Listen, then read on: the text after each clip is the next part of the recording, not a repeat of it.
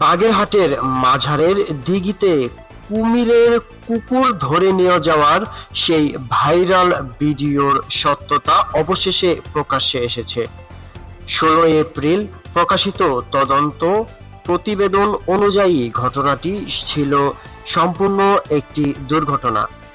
গত 8 এপ্রিল মাঝারের দিঘির প্রধান ঘাটে ধলা পাহাড় নামক একমাত্র জীবিত কুমিরটি একটি কুকুরকে ধরে নিয়ে যায়, যা সামাজিক যোগাযোগ মাধ্যমে ভাইরাল হলে ব্যাপক সমালোচনা শুরু হয়। অনেকের অভিযোগ ছিল কুকুরটিকে ইচ্ছাকৃতভাবে কুমিরের খাবার হিসেবে পানিতে ফেলা হয়েছে।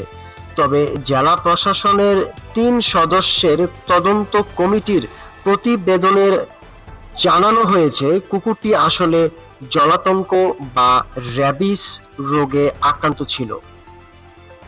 প্রত্যক্ষদর্শীদের মতে কুকুরটি ওই দিন মাজার এলাকায় শিশু সহ কয়েকজনকে কামড় দেওয়ার চেষ্টা করে এবং নিরাপত্তা কর্মী ফোরকান হাওলাদারের পায়ে কামড় দেয়। নিরাপত্তা কর্মী আত্মরক্ষার্থে পা ঝাড়া দিলে কুকুরটি ভারসাম্য হারিয়ে পানিতে পড়ে যায় এবং সাথে সাথেই কুমিরটি তাকে টেনে নিয়ে যায়। বাগেরহাট জেলা প্রাণী সম্পদ কর্মকর্তা জানিয়েছেন, কুকুরটি মৃতদেহের ময়না তদন্ত ও ল্যাবরেটরি পরীক্ষায় জলাতঙ্কের প্রমাণ পাওয়া গেছে।